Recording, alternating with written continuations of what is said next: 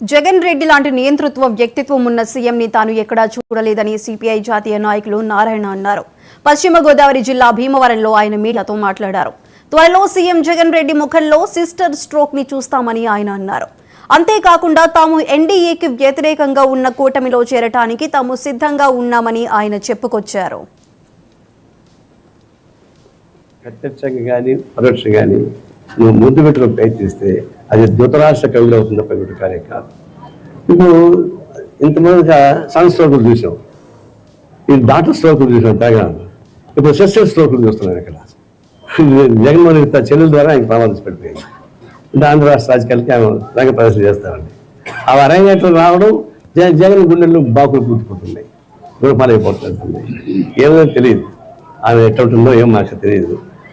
India కూటమికి అనుకూలంగా ఎవరున్నా వాళ్ళతో కలిసి పనిచేయడం చూద్దాం. చంద్రబాబు నాయుడు వచ్చి కూడా ఇండియా కూటమి అంటే తప్పనిసరి పనిచేస్తాం. సన్యాసి కూడా ఆ విధంగా పనిచేయగలిగితే ఆలోచిస్తాం. అవునండి, ఇప్పుడు బిచ్చగాడు కూడా